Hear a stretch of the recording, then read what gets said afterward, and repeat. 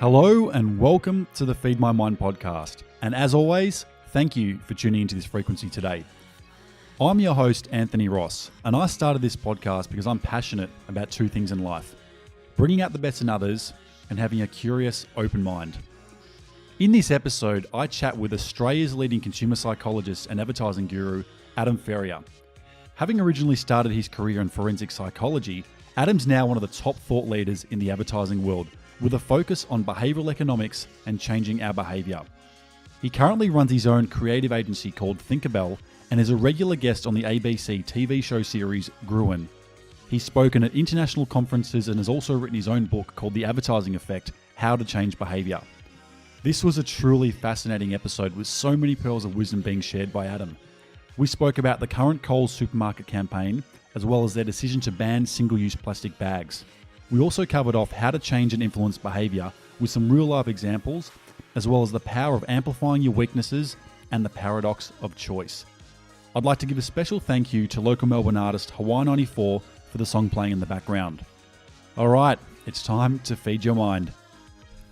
All right, welcome to the Feed My Mind podcast today, and I'm very, very excited to be joined by Adam Ferrier, consumer psychologist and advertiser. So Adam, welcome. Well, thank you. Yep. Hi, how are you? Good, thanks. How are you? Well, thank you.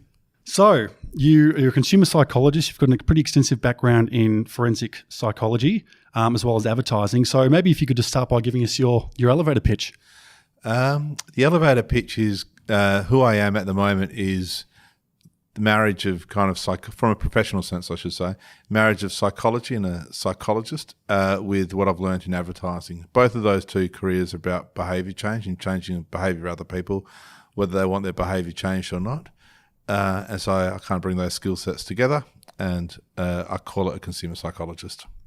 It's a very interesting field at the moment because we are all in the business of behaviour change, as you state in your book, which we'll go into a little bit later.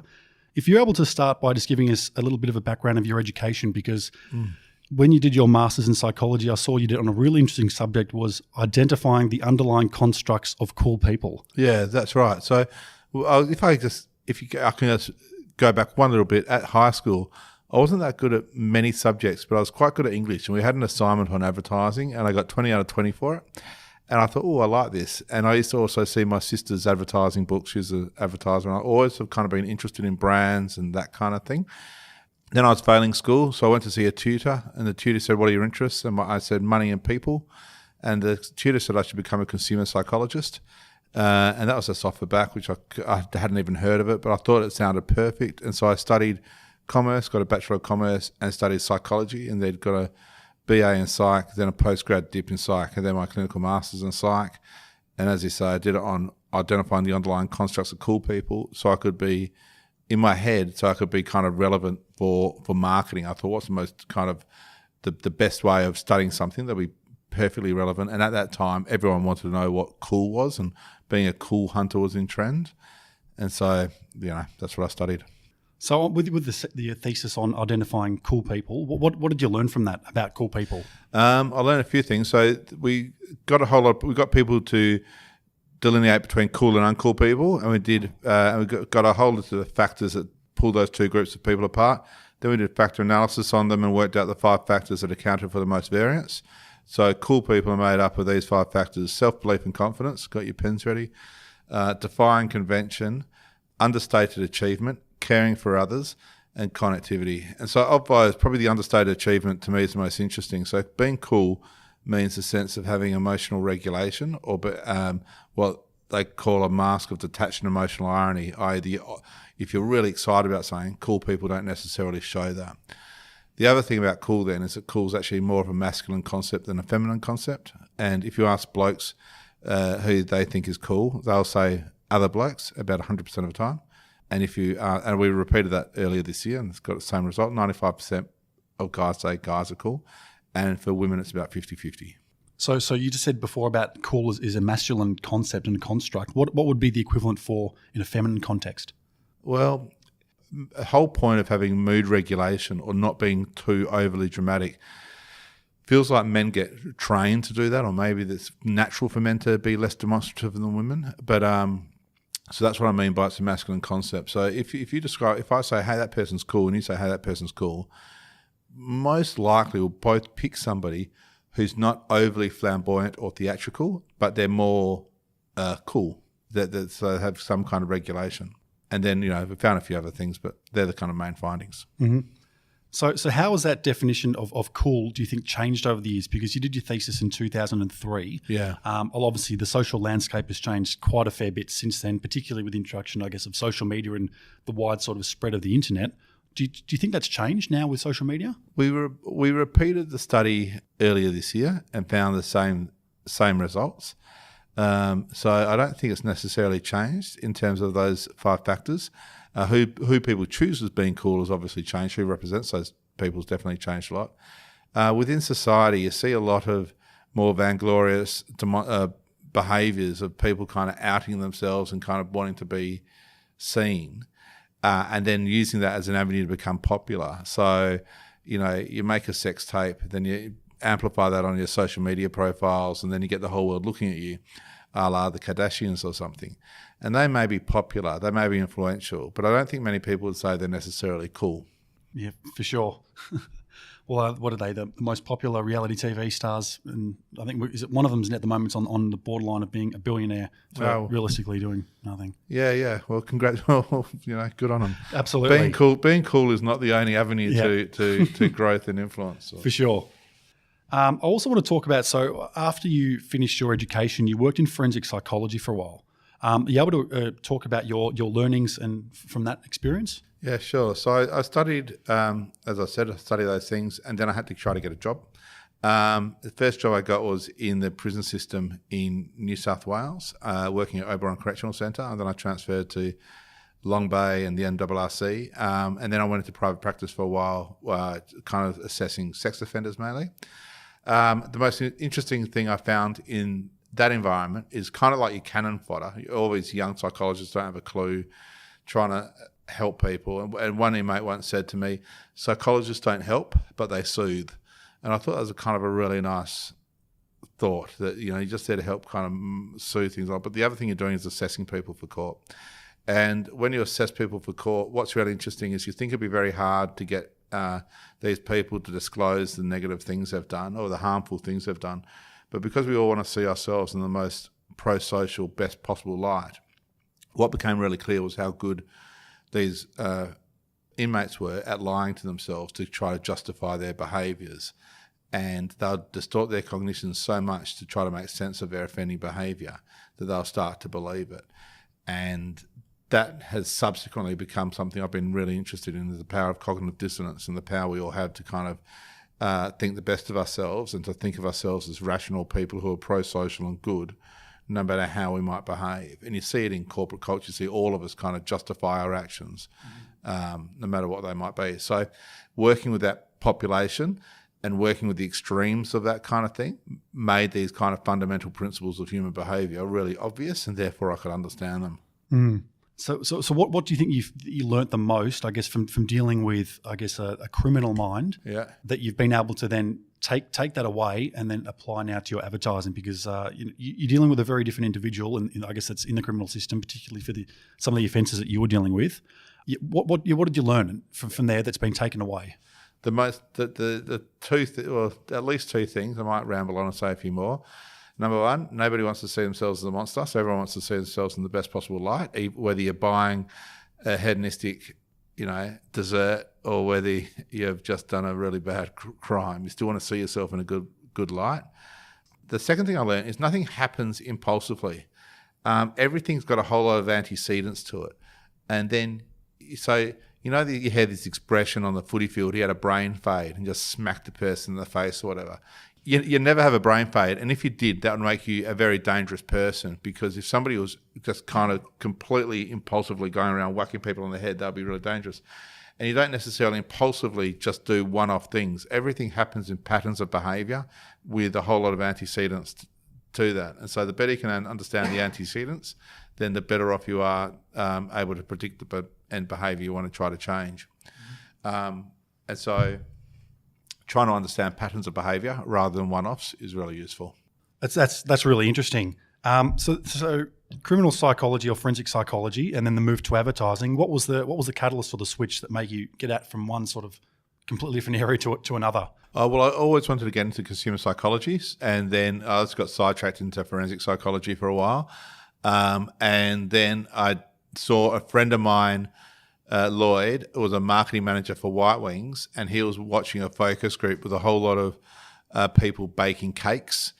And he rang me from the focus group and said, "Oh, mate, I've just found the career I think that you were talking about years ago, and it's market research."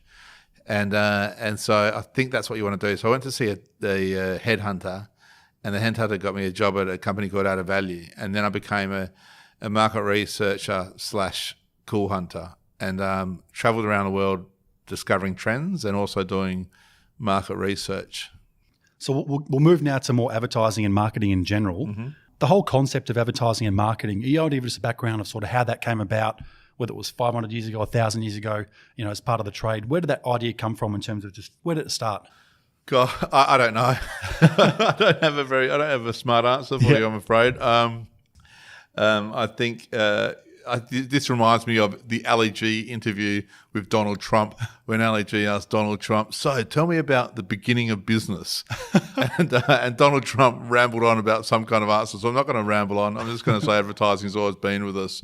Ever since we've started selling stuff, we've kind of wanted to make people aware of whatever we have to sell. Yep. And then you mentioned before about as part of your role when you sort of moved out of the criminal system and into the ad world, you said as part of your job in market research, you're looking at trends. Yeah. So what are some trends at the moment in advertising that you're seeing sort of in that sort of space? And what are really successful brands doing well? I think the really interesting thing that's happening at the moment is marketing sciences is taking a really good foothold into advertising. When I first started in advertising, it was very much a case of, trust me, I'm the executive creative director, and if I say this is good for your brand, it'll be good. And so what I used to see was a whole lot of really shit examples of creativity with brands where you just see this really creative stuff that served no purpose, didn't move any sales, but won awards at advertising shows. And I think that's really died it's really dying a very quick death, at least in Western markets. In Eastern markets, it's still more prevalent. Mm-hmm. And what we're seeing now is kind of more accountability. So there's lots of opportunities for brands these days, but they have to be more accountable. It has to be more kind of fact-based and evidence-based kind of solutions. And so it's still just as creative, but you're seeing better brand building work. Mm. So I guess they're moving. What I'm noticing is they're moving a lot more out of the traditional style of advertising, I would say, and they're getting consumers involved a lot more in their forms of advertising, and there's a lot more personalisation happening as well. I think there's two streams. I kind of describe it as simple or wonderful. There's still the kind of the simple stuff that you plaster everywhere, and through low involvement processing and mass market communications, you blanket your message, and it builds saliency in the consumer's mind, and it works, and it's always worked. But you've also got the other wonderful stuff, which is creating ideas that are so good that people want to kind of lean towards them, pick them up, play with them, and pass them on, and creating kind of fame-based pieces of work that have kind of energy behind them that people want to be associated with. And so at the moment, if you can get the balance right, if you're a marketer and get the balance right between having saliency everywhere across the marketplace, plus also dropping in bits of wonderful pieces of communications, that's probably a pretty good start point. Do you find that's becoming a lot harder and harder to do for brands with all the different social platforms at the moment? And we've got a lot more personal branding happening, particularly on Instagram as well. You're seeing the rise of that? No, I think it's much easier because there's so many more opportunities. It's a wild west of media. It's a wild west of opportunity. The issue is not... So it's really easy to create kind of interesting things, and it's relatively easy to get media behind those things because there's so many people hungry for content. I think it's probably easier. Yep. No, that's a very good answer and good way of looking at it. Or as we can talk about later, reframing the problem. Yes. So one thing which is very topical at the moment is the Coles Little Shop, which is their little campaign to when you spend $30 or more, you get a little plastic toy as part of your purchase. That has seriously gone bananas, and there's like whole sets on eBay selling for hundreds and hundreds of dollars. And every time I'm in the supermarket at Coles, I see people rush up to the attendant to get their little Yeah. their shitty little 5-cent plastic toys part of their shopping. Why do you think that's been, I guess, successful, or why do you think that's caused such a craze at the moment? It's a really good question. So I think if you just break it down a little bit, it's got a lot of attributes at work. So people seem to like collectibles, whether it's Beyblades or kind of those little kind of, I don't even know what they're called, those little elastic bands which were big a few years ago. These are really, really collectible, and I think they're appealing to kids. And so I think kids are pestering their parents to buy them, and even the parents are justifying buying them for the kids, but they're really buying them for themselves. They feel they're cute, and they're colourful, and and they kind of feel kind of fun. There's something kind of innately interesting around playing with scale. And when you see a familiar object and you make that familiar object either really big or really small, there's something kind of fun and playful about that. And, you've seen artists kind of mess around with that concept for years. And so I think it's just a number of those kind of things, plus the fact that it's advertised a lot. It's high distribution, so it's really easy to get involved. And Coles are pushing it, means it's got lots of factors there for success. But, I don't think, if you showed me that concept before it rolled out, I don't think I would have predicted how successful it's been. It's interesting, isn't it? It makes me wonder whether in this day and age with I guess, the increase of digitisation and technology and kids growing up with iPads and all that sort of stuff, how much they're liking just that little tactile thing that they can actually touch, feel, see, play with, collect, but also the element of surprise, being able to go there and know that if your parents or yourself spends more than $30, you're going to get this hidden little toy and you've got to get all of them. Yeah, that's exactly right, and that's the kind of a collectible nature of it. And there's also a concept, like the most powerful condition of behaviour is something called variable positive reinforcement, which is how a poker machine works. So you never know when the next reward is going to come or how good that reward is going to be. And so that's how a poker machine works, but it's also how collectibles work. So, oh no, I got the salad again. Oh no, I got the salad again. Oh yes, I got the Vegemite. Yeah, that's what I was looking for.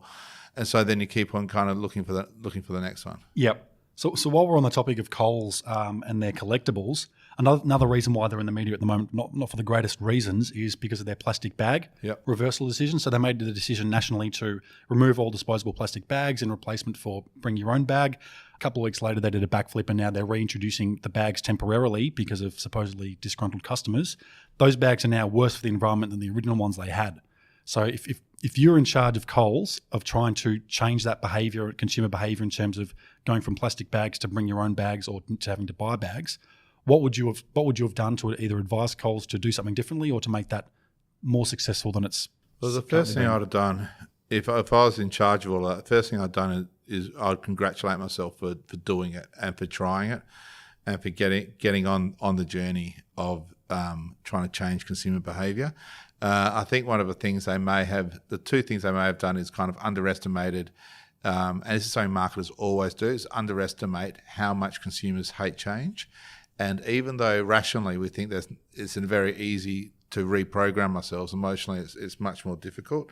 And so whenever you change anything, people have to react negatively to it. And I think that this is kind of one of the things. And because shopping is such a habitual process, and we don't really like to think about habitual things, we notice really small changes in habitualised environments really dramatically. And so that's what's happened there. But then the other thing is, I just think it's great. And also they underestimated probably the impact it has on shopping behaviours. So if you take an example like Priceline, if you go into Priceline, if you shop there regularly, anybody will be able to tell you what happens when you're holding 2 or 3 items in your hand. Somebody will come up to you with a basket and say, hey, you want a basket? And you go, yeah, that'd be great. And what that basket allows you to do is to put more stuff in the basket, and therefore you have a higher AWOP. So not having your regular bag available would have impacted their shopping behaviour dramatically. And then the people who look at that kind of stuff daily at Coles would have looked at that and gone, oh gosh, we have underestimated the impact this has on their actual shopping habits. Mm-hmm. It's a very interesting case study because, Aldi came into the market, in the Australian market, 10 or so years ago, and right from the get-go, no plastic bags provided. Yeah. I think consumers have adopted that pretty quickly, or they did when that first started. And that's almost become the norm. Yeah, that's right, because it was just the way they did things. So the whole environment was new. They had to process the whole thing, and that was just part of it. And they've had no single-use plastic bags in South Australia for many years, and it's not a problem. So it's not an issue. Coles will get there, and it's just a transition thing. And I love the way that they keep on responding and chopping and changing. I think it's dynamic and it's agile, and they're just working it out. So good on them. And within a month or two, this conversation will be redundant. They would have got there, I'm sure. Yeah, no, it's a positive move. So on the topic of marketing, where do you see the future of that sort of industry going, marketing and advertising? God knows. It's either completely screwed or it'll thrive. So you look at a brand like Amazon, and it's been studied quite a bit because it's such an anomaly. But they're not really heavy marketers, and they just focus on product innovation a lot, and don't spend a lot on terms of the image building side of advertising.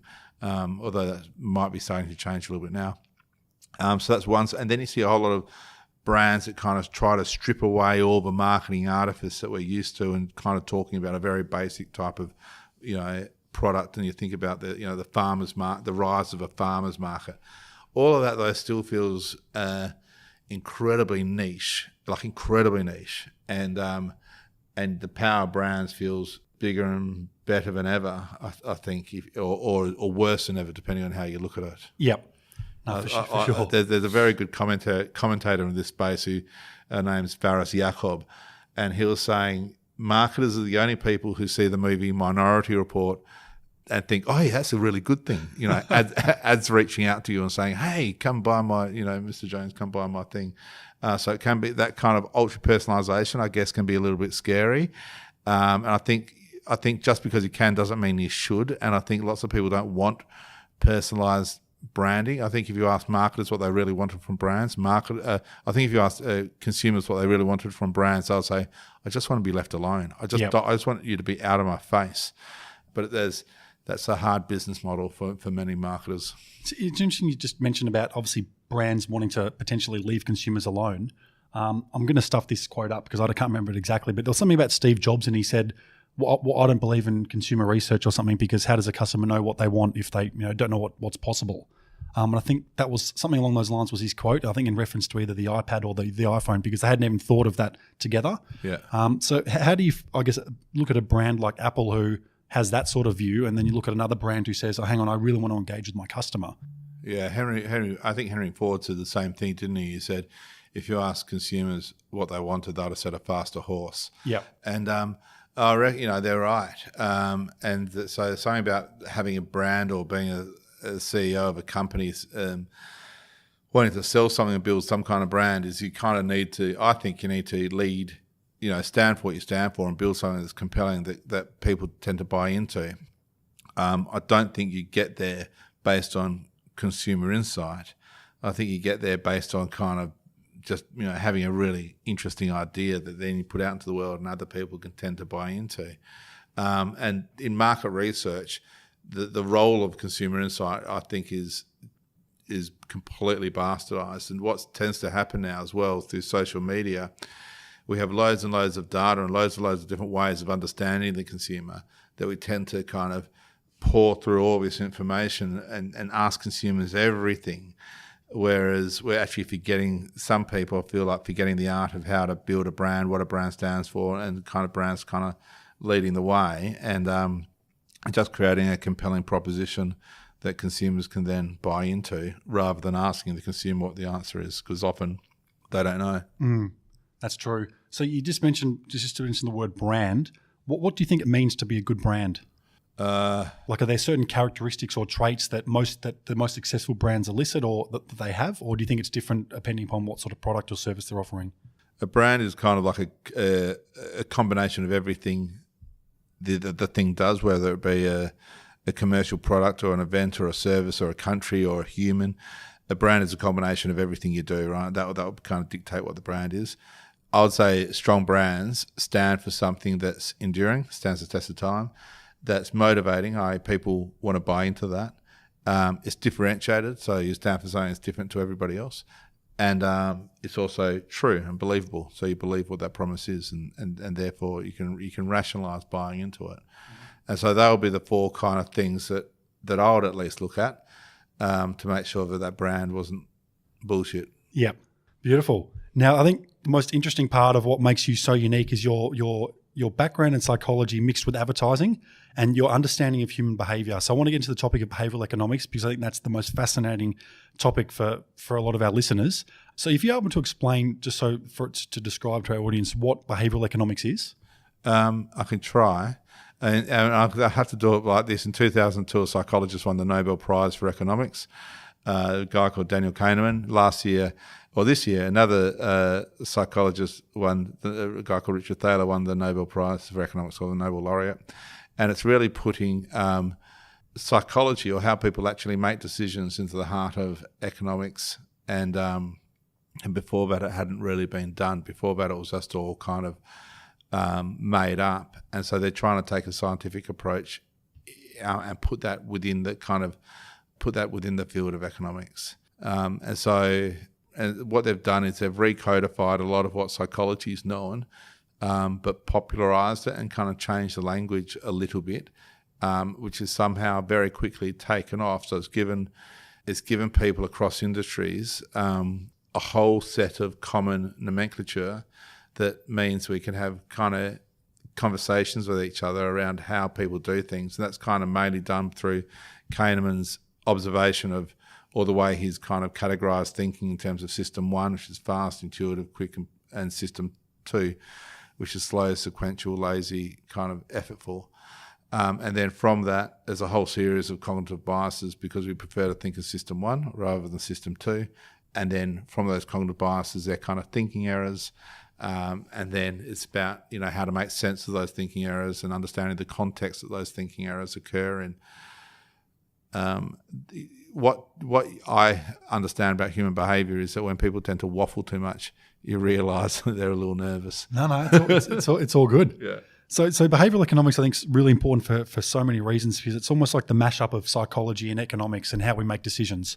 So why do you think it's so important for advertisers to have an understanding of why and how we make decisions and how they can, I guess you could say, I wouldn't say exploit, but play to those behaviours or how we make those decisions?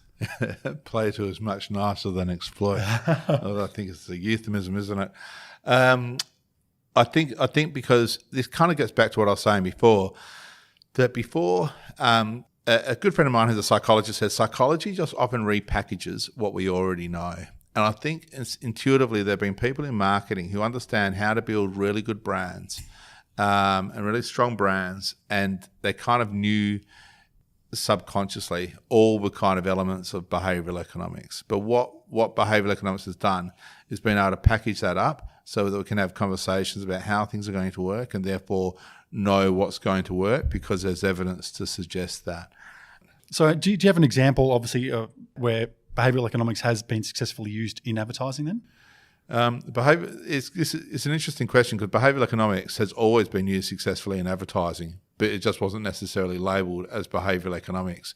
So 9 out of 10 dentists prefer Oral-B is a really good use of behavioural economics, but that happened in the 80s. And if that same example was done now, then you would have talked about social norming effects and so forth, and any other language you could find to support this piece of creative work. But I'm not being facetious. There's real value in that because if you understand how something works and why that's a good message to say, and you can communicate that, then there's more likelihood and more confidence around it, and then therefore we'll do it harder and better and so on. And so there's real value in understanding the mechanics of something. So like the example I've heard before is if you go to a doctor and they say, "Oh, sorry mate, I'm going to cut your leg off," and they're like, "Oh my God, why are you doing that?" And you might freak out a little bit. You might not want them to. But if they said, "Look, I'm really sorry, we're going to cut your leg off because of X, Y, and Z, and this is the process that's going to happen, and this is how we know it's going to work," and all that kind of stuff, and explain to you everything that's happening, then you're kind of much more likely to go along with that solution. And previously in advertising or in marketing, it kind of feels like, we're saying, "Oh, we just want to do this creative idea. Why? Oh, just trust me. We just think it's a good idea. And so the study of behavioural economics is helping us understand why certain things are a good idea, and indeed why certain things aren't good ideas as well. It's really interesting you just touched on the example with doctors, because I remember I was reading something a while ago, and it looked at two different factors. One, it looked at how the bedside manner and the behaviour and the mannerisms of the doctor affected patient outcomes purely based on their body language, their interaction, their demeanour, how that affected patient outcomes in terms of the patient trusting and respecting the doctor. And also, I think you mentioned this in your book as well, about how they frame the conversation. So instead of saying 10% of people die, you say 90% of people have a success rate. And I'm still not quite sure how prevalent like this sort of training might be in the medical community. Yeah, it's interesting. I don't know how prevalent it is in the medical community either. I haven't been back there for a while. And the other really interesting area is in the law as well. And you see where barristers are kind of mounting arguments and so forth. I just kind of want them to understand, like the most famous example of a barrister winning a case that shouldn't have been won was Johnny Cochran, who's OJ's defence lawyer, when he got OJ to try the glove on, and he said, if the glove don't fit, you must acquit. And that became the line that kind of changed that court case. Now, if you speak to a behavioural economist, they'll say, oh, yes, that's because Danny used cognitive fluency and he made something rhyme, and therefore, because it rhymes, we're more likely to believe that it's true because we're lazy humans. We like to conserve our, cognitive load and all that kind of stuff. And so, Johnny Cochran obviously didn't know any of that and couldn't care, but he still instinctively knew that if you make it rhyme, make it easy for people to process, then they're more likely just to go along with that argument. So, but it is exciting times. We're looking at how behavioural economics can cut through all different areas of society and start to, as I say, nudge people into kind of behaving more pro-socially or differently in any way. So there's a lot of things we can go into in terms of little nudges, which we'll get into. It's funny you mentioned as well about judges, because there was a study that was done with Israeli judges, and they looked at the conviction rate before lunch and after lunch, and it was substantial. There was a substantial difference between obviously doing. Yeah, I think there was a parole board, wasn't it? And whether granting parole or not, and basically what they found was that if the judges were hungry, that you were much less likely to get parole. Now, I know that I've heard that. I've seen the paper, but I just don't know whether I believe it. I don't know whether it's been replicated or not. Yeah. I think the judges community would be mortified if that's true. And going back to the O.J. Simpson case about, you said if the glove don't fit, you must acquit. That sort of rhyming.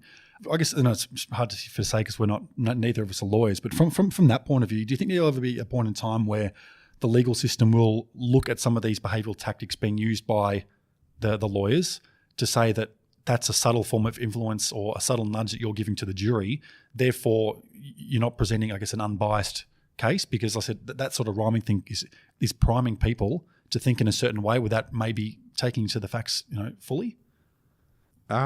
It's an interesting and ethical question. I think that'd have to be pretty. I think you'd have to be like a Dr. Seuss level of rhyming for it to be.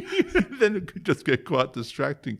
But I think at the end of the day, it's just mounting a good speech. And you look at any of the great orators in history; they'll kind of repeat, and they'll kind of have kind of beautiful linkages, and then they'll come back to stuff, and the whole thing will be packaged. So you just go with the flow, and you feel the emotion of the speech, without having to process it too hard. And if you listen to like the I Have a Dream speech, it's no wonder that becomes catchy and influential, because he understood, although I don't think Martin Luther King ever studied it, but he understood the principles of behavioural economics very, very well. Yep.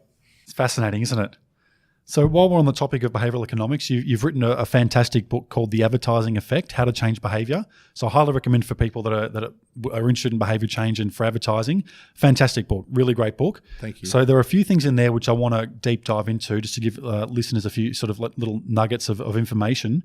One thing, you talked about this also in one of your talks on YouTube, was about the Pratfall Effect. Yeah. So you're able to explain what that is sure. and sort of how that relates to advertising and how brands can potentially capitalise on it. Yeah, the Pratfall Effect's really interesting in terms of it's basically for the the tendency for attractiveness to increase after you observe someone making a mistake. So if you perceive somebody as mildly to relatively competent and they screw up in some particular way, then you'll rate them as even more competent after they've screwed up.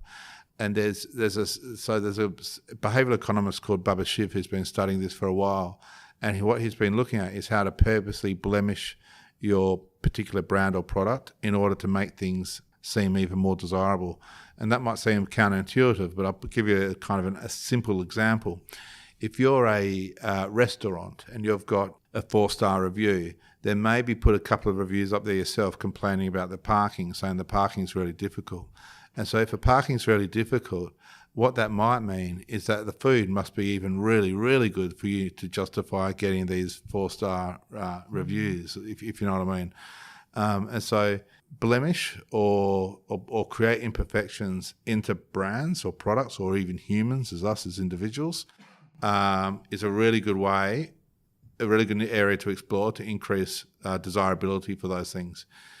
As an aside on this stuff, the other reason why it works is we have an inbuilt negativity bias, and so we tend to pay more attention to negative stimuli than we do positive stimuli because it's more important for us to survive, to notice the saber-toothed tiger rather than the daffodil or beautiful flower. And so if you do create something negative or some kind of blemish or some kind of mistake, people will notice it, and that's kind of captured beautifully in the Leonard Cohen song, which I won't sing. Do you want me to sing it? No. Yeah, no, you do. You do want me to sing it? No, I'm kidding. You can if you want to. I'm kidding, but the line is there is a crack in everything. That's how the light gets in. So interesting. So are you able to give an example of the psychologist who is deliberately blemishing products to obviously increase its attractiveness? But I think like a topical example. Have you got a topical example that you can give? I think Domino's Pizza kind of spoke about their pizzas taste like cardboard and they were going to improve.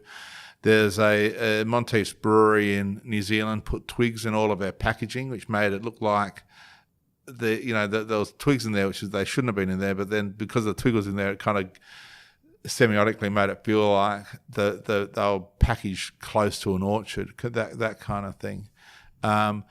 Back in time, if you look at something like Avis, where Avis's tagline was "We're number 2, so we try harder," and kind of dialing up the fact that they were number 2. And even like about 10 years ago, there was a great line for Picnic, and the line was "deliciously ugly," and just trying to dial up the fact that Picnic is a really ugly looking chocolate bar, but therefore if it's really ugly looking, it must taste really good. Mm-hmm. Now, one thing that you mentioned in your talk as well, which was, I guess, an extension of the Pratfall Effect more from a personal perspective, was you were quoted saying, "Our strengths are most likely generic, and there is strength in amplifying our weaknesses." Yeah, that's right. You able right. to explain what you mean by that? Well, I think it kind of comes back to that negativity effect, but like if because we pay attention more to weaknesses than we do to strengths, or we pay attention to outlying information or like to non-symmetrical information. So if you have a flaw, that's how people will look at you. So if there's a feature on you that's like a mole, or you've got a balding head, or you've got a fat belly, or whatever it is, then that's probably how people are going to kind of zone in and remember you, because that's how we process information. We look at the stuff that doesn't fit in first. And then if from a marketer's perspective, most marketing is about getting an insight from the consumer and then dialing up a strength that meets that insight. And so what tends to happen is most marketers kind of think the same way. So most beer manufacturers are going, right, people want a crisp, clean taste, so let's talk about a crisp, clean taste. Most car companies talk about marrying style and performance, so let's do that. And so the strengths are often generic, but if you can find a weakness and dial up your weakness, then people will A, pay attention to that, and B, it might be a more authentic, interesting way to tell your story. And I know from personal kind of example, like, I'm quite a disheveled looking person, but I know that makes me distinctive, and it's all I've got. So just embrace your weaknesses if you've got any. No, I think that's fantastic, and that's sort of why I highlight it from the talk, because that's something that sort of really resonated with me, and I like that, the fact that don't be afraid of whatever weaknesses you've got, and really just embrace it for what it is. That's right, and you've got no option, because everyone else around you is aware of that weakness anyway, And so if you embrace it, it's just come to a place of strength ultimately. For sure.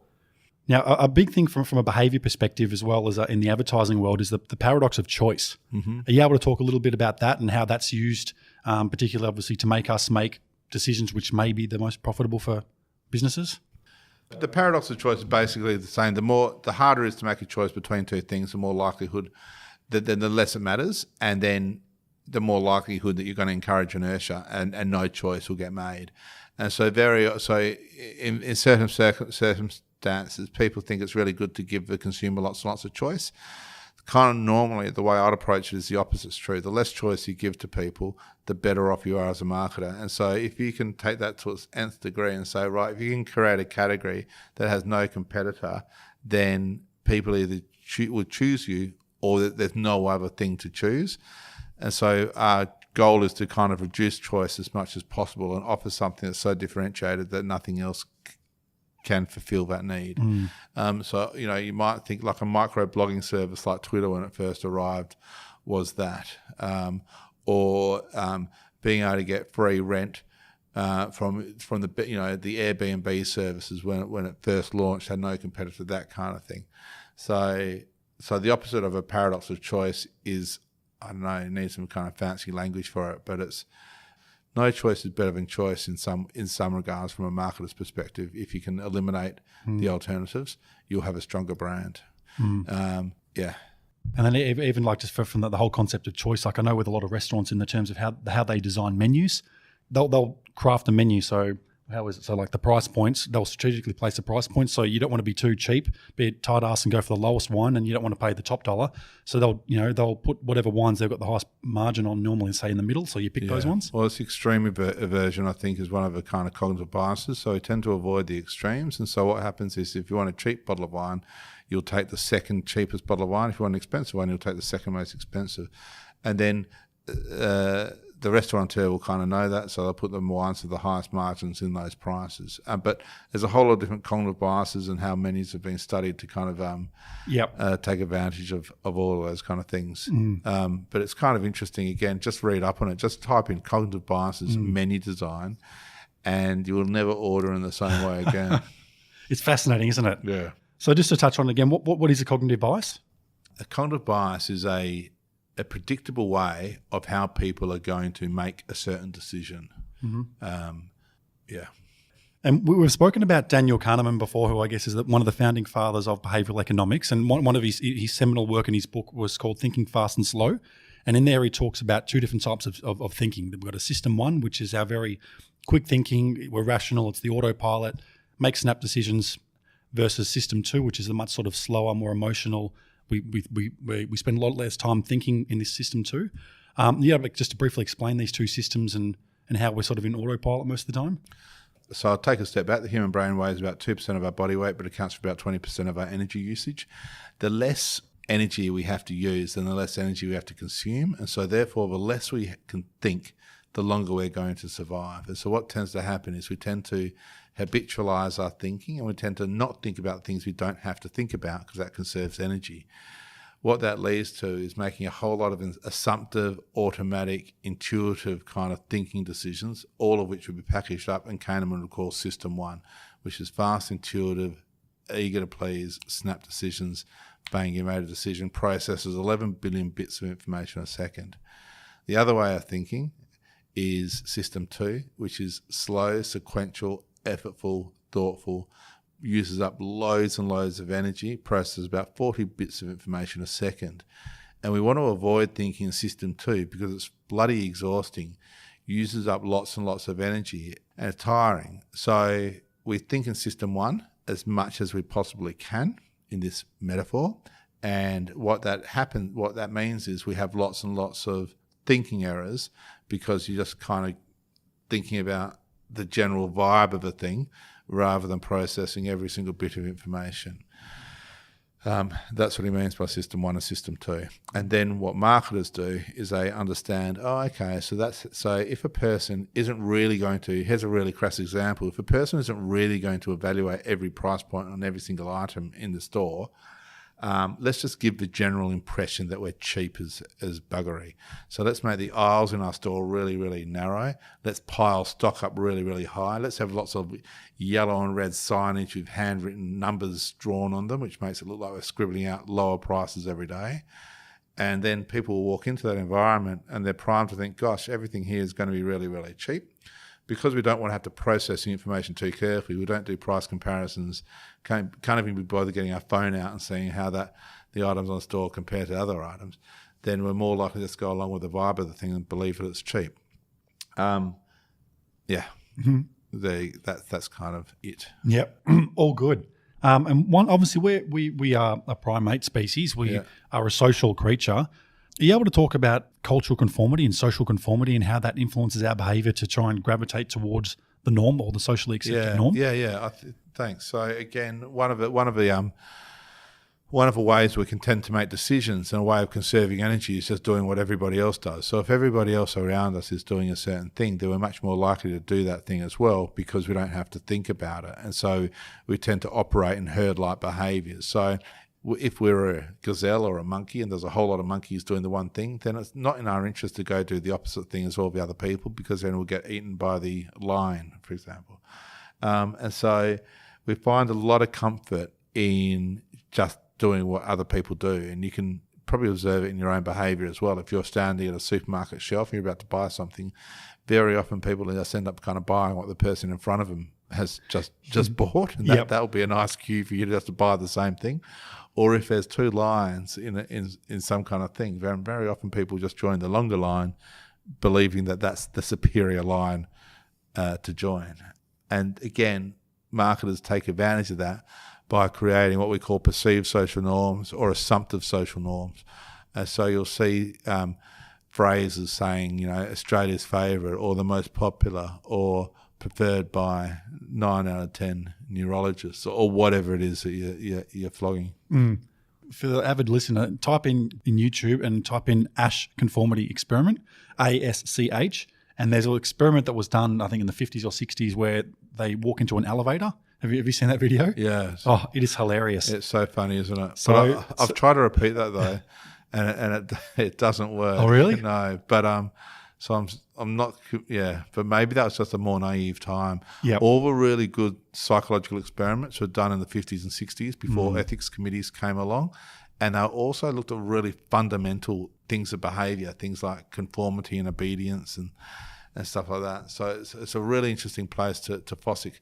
We actually repeated Stanley. Have you seen Stanley Milgram's experiment on obedience, where he got people to give other people electric shocks by saying, dial this up? And one of the case studies I write about in the book is something we did for WorkSafe a few years ago, where we got people to pass a live electric wire to another worker on the street, even though we said, look, be careful, that person might get an electric shock.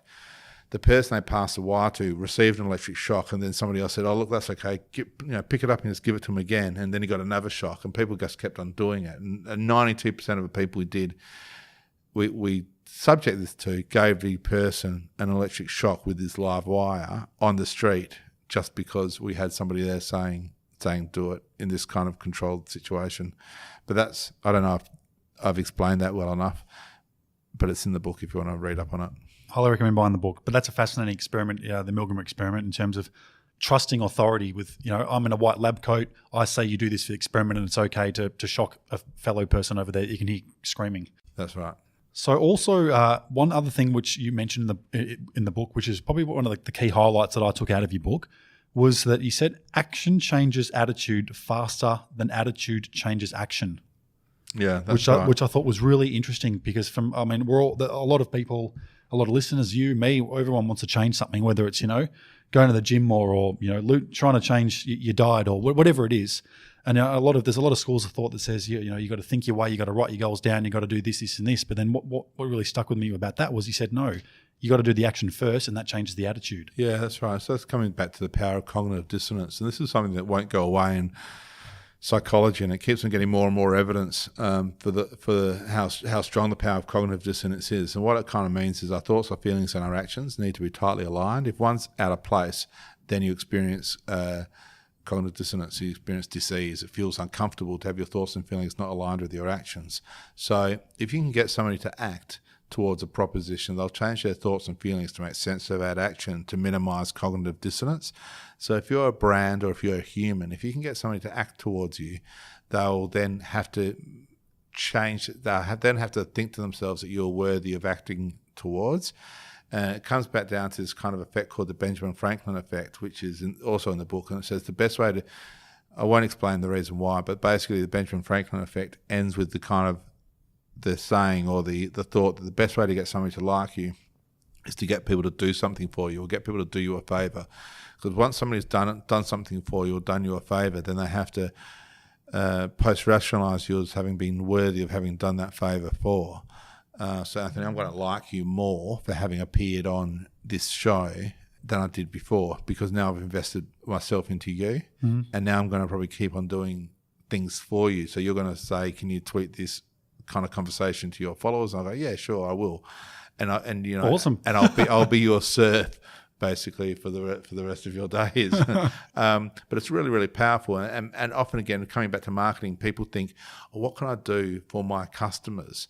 But don't think what can my customers do for me? Because the more you can get your customers to do stuff for you, then the more they're wedded into the more they've got a stake in your victory. And the classic example of that is IKEA, who ask you to complete the making of a furniture for you. And by doing that, you tend to value the IKEA furniture more because you've invested so much effort into that. The IKEA effect, I think they call it. I think Dan O'Reilly did a study on that one about how the perceived value is a lot greater when we actually build it ourselves. That's right. Not to be a pedant, I think it was Michael Norton, although he may have been working with Dan O'Reilly. Yep.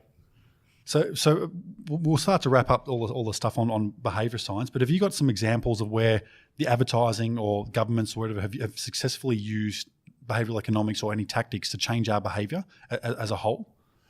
Look, I won't comment on individual things, but it's happening all the time. And now there's the Behavioural Insights team, or the BIT team, that started in the UK with the UK government. It's now in New South Wales government, Victorian governments in Singapore, it's in America, and they're doing lots and lots of different types of behavioural economic interventions across, taxation and health, and they're kind of reducing people rocking up to emergency. They're getting people to pay their taxes on time. They're getting people to speed less and so forth. So there's a whole lot of different ways it's working in government. Yep. So a couple of examples I was looking up on, which I think are fascinating, and it makes me it just makes me question the motives of the government when they say they're not revenue raising for, say, speed cameras, when there's a lot of other, say, behavioural tricks that have been successfully demonstrated around the world. So as an example, there was, I think, something they did in Sweden where they did a trial run where if you went through a speed camera and you were under the speed limit, they took a photo of it, and then your license plate went in a lottery, and then you got the ability to win the money that was the revenue from actual people who were speeding.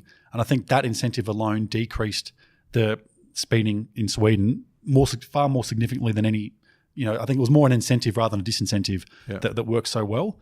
And there was another one where they did it where if you drove through and you were under the speed limit, all you got was a smiley face or a happy face. And I think that changed it. That changed people's behaviour completely.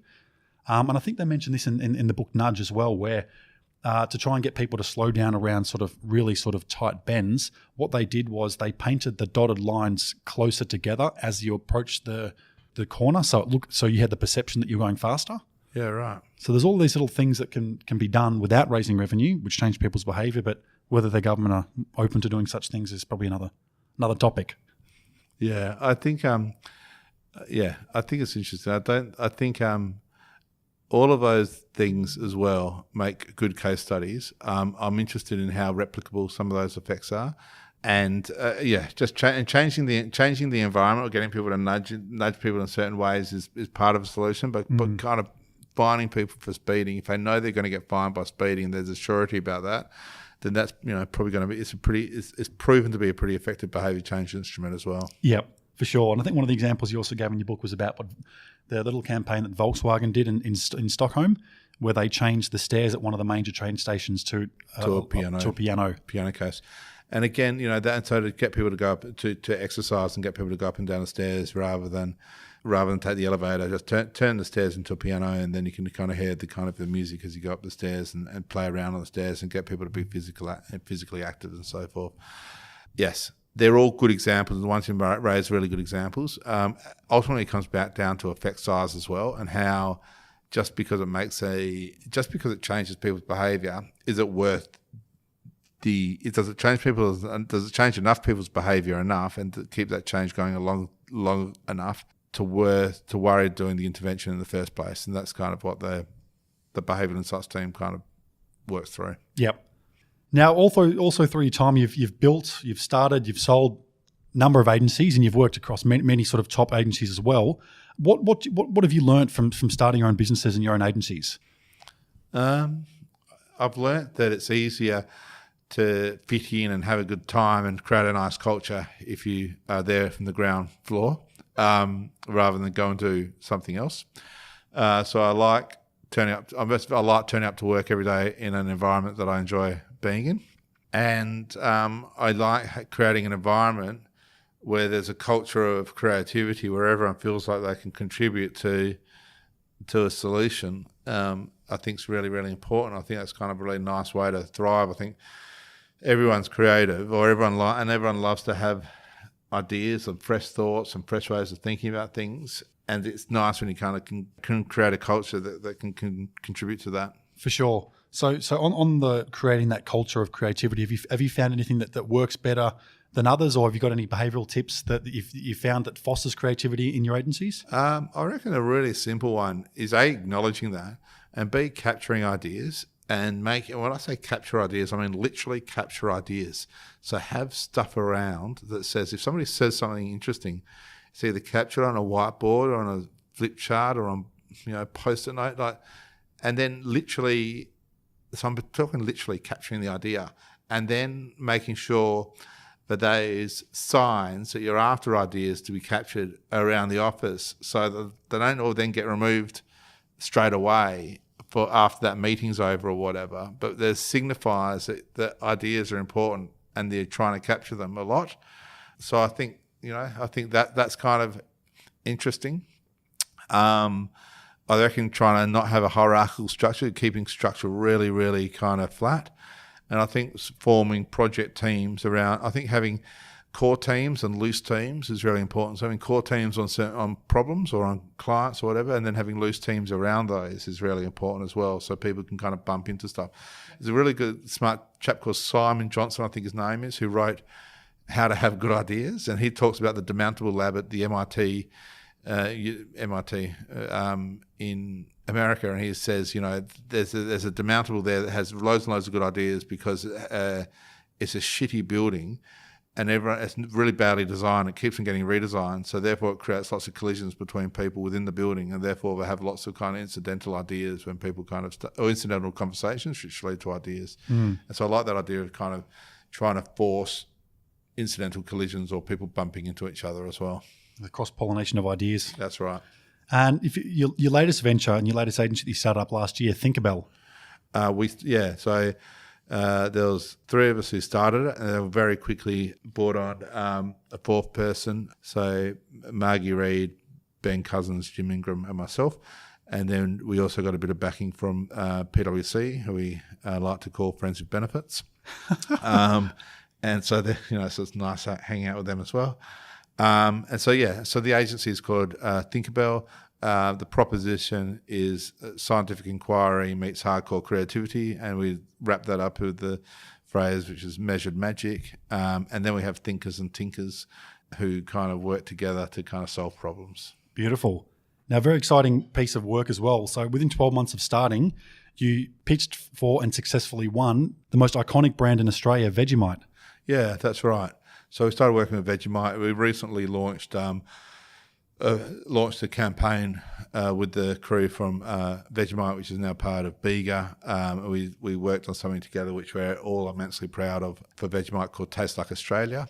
And it's a piece of work that kind of recognises Vegemite as being iconic. It also recognises Vegemite as having a very distinctive, shall we say, taste.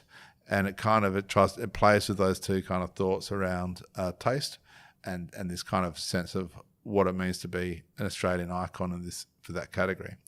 And the work itself we kind of played around with, but then when it was finished, when it was kind of in a rough state, I should say, we sent it to a whole lot of marketing science people, and we said, what do you think of this work?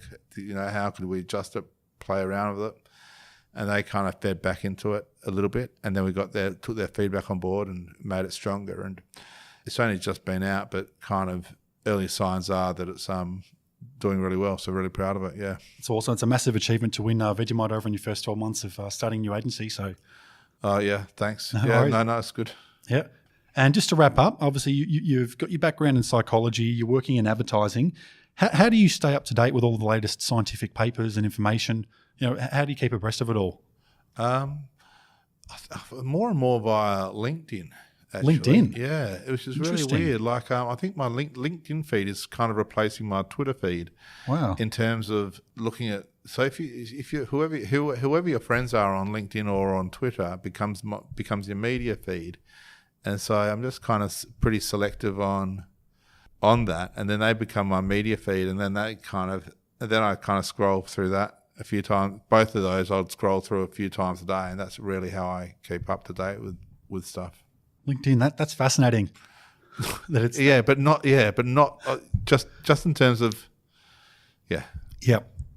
whatever. What are you currently reading? I'm not currently. Somebody asked me this the other day, and it's incredibly embarrassing. But I've got about 3 or 4 books which are all kind of completely unread at the moment. And at the moment, I reckon I'm probably taking a year off reading. I think at the moment, and so the fact that I've got a 9-month-old and a 6-year-old, but the 9-month-old especially might be a bit of an excuse for that. Mm-hmm. And other than that, it's just finding the time. Awesome. And if you could give advice to your younger self, knowing what you know now, what would it be and why? I reckon the most underrated advice is fit in. So I reckon everyone just needs to work a little bit harder at fitting in and just valuing being normal and valuing being part of a crowd and thinking that's okay. And so I reckon that's what I would have said, mate, it's cool just to be normal. It's cool just to fit in. And that's okay. Mm-hmm. And I reckon that's kind of, and then after that, I think once you've found your feet, then I think be as interesting and out there as you possibly like. I think the world wants interesting people, but I think fitting in is a very good skill as well. For sure. And what's something you'd like to do more of that you're not currently doing, and what's stopping you from doing it? That's a nice question to ask. There's loads. I'd love to study more. I'd love to hang out with my kids more. I'd love to read more. I'd love to, to go on a holiday with my wife. But I really would love to study a new discipline. I'd love to just throw myself into something kind of deep and long for a while. Like, at the moment, there's so many snippets of information here and there and everywhere. I'd love to kind of just think of a new long-term passion and start to do that for a while. Mm-hmm. So where do you see yourself in the next 5-10 years?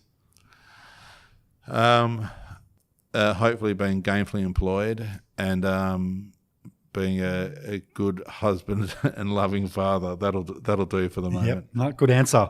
And for people that are interested in finding more about yourself, your book, your agency, where can they find you? I reckon you can find me on my Twitter handle at Adam Ferrier or at the company website, www.thinkerbell.com. Awesome. They'll all be in the show notes as well, so you can find Adam directly. So Adam, I'm really appreciative of your time. There's some really great nuggets of information there, so I thank you for your time.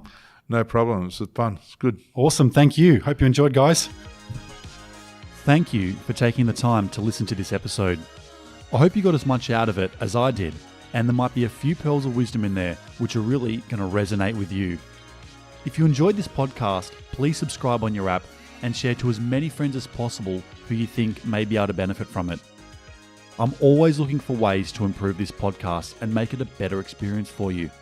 I'd be extremely grateful if you write a review on your app and share your thoughts with me. If you like the podcast and want to know more information, you can head to our website at feedmymind.com.au or follow us on social media.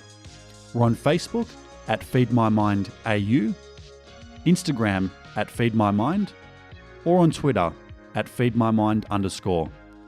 Thank you and stay curious.